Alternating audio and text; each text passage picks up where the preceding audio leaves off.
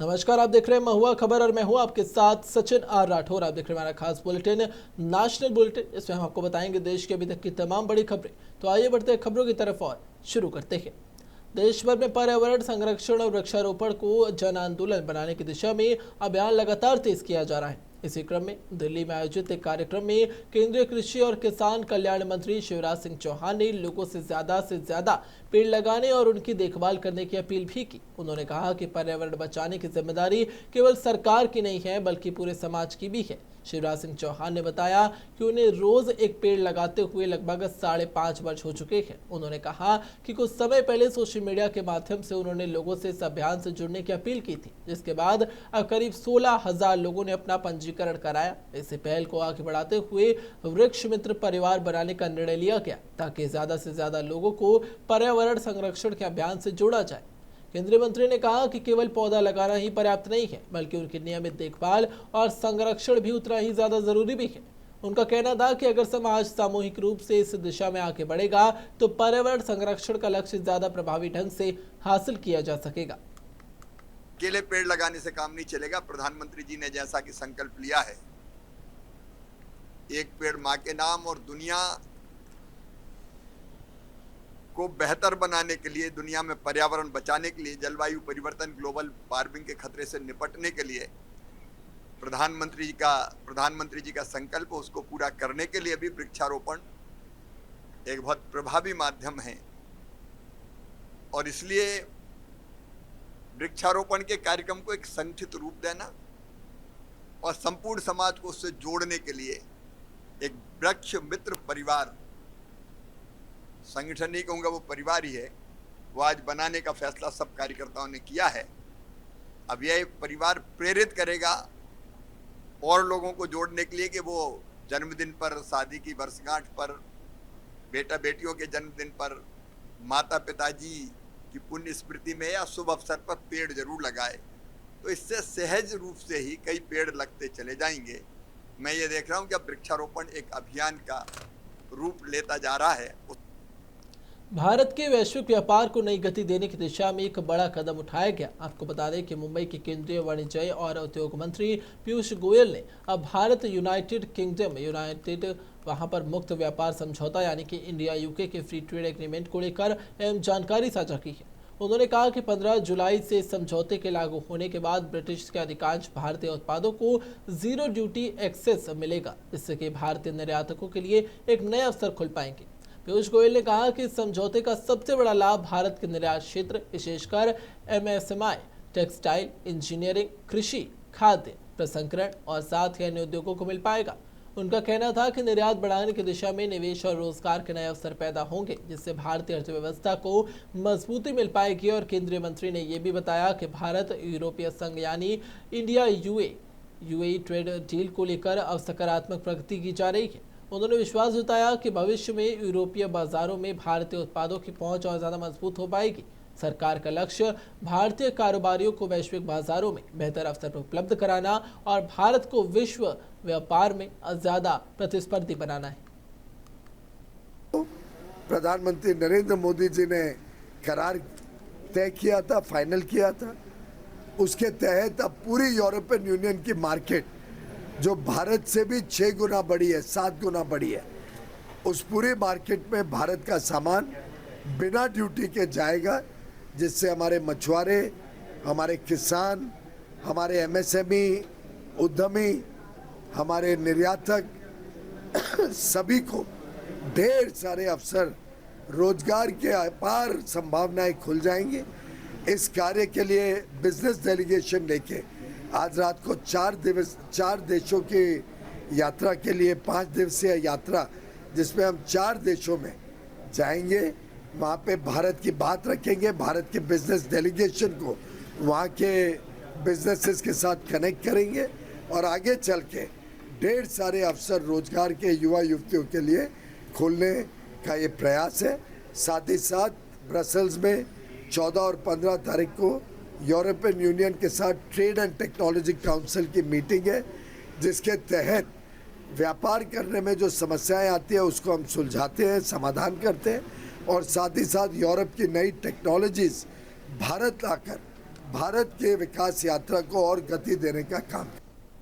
मुजफ्फरपुर में मुख्यमंत्री सम्राट चौधरी ने 1047.9 करोड़ रुपए की लागत वाली विकास परियोजनाओं का उद्घाटन और शिलान्यास किया। इस दौरान उन्होंने वहां पर सरकार के बुनियादी ढांचे और जन सुविधाओं को मजबूत करने के लिए लगातार काम कर रहे हैं और साथ ही कार्यक्रम में कई जनप्रतिनिधि और प्रशासनिक अधिकारी मौजूद दिखे।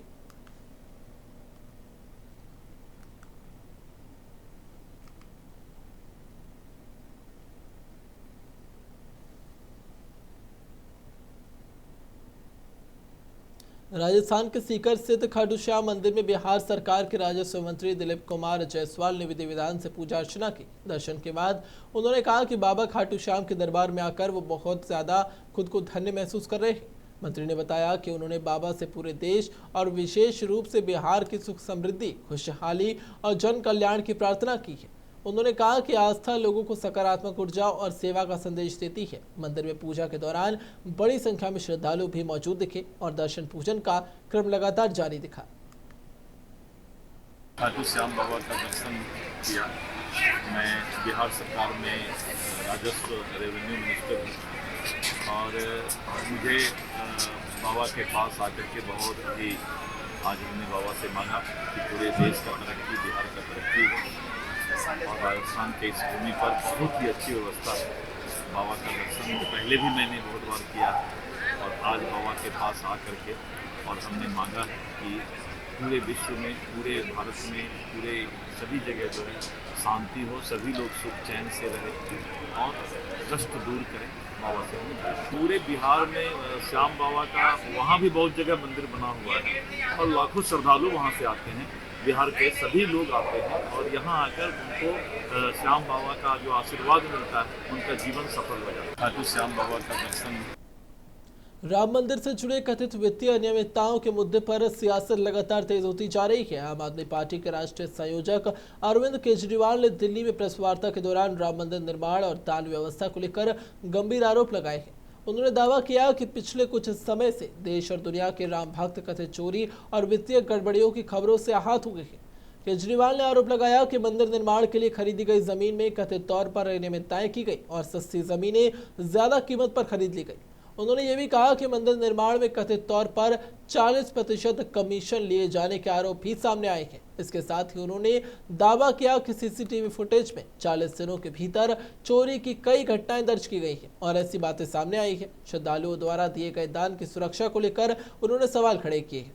आम आदमी पार्टी ने पूरे मामले की निष्पक्ष और पारदर्शी जांच की भी मांग की है। हालांकि इन आरोपों पर संबंधित ट्रस्ट और जांच एजेंसी की ओर से अभी कोई प्रक्रिया लगातार जारी है। मामले की अंतिम स्थिति जांच होने के बाद स्पष्ट हो पाएगी, लेकिन इस मुद्दे में राजनीतिक बयानबाजी को और ज्यादा तेज कर दिया।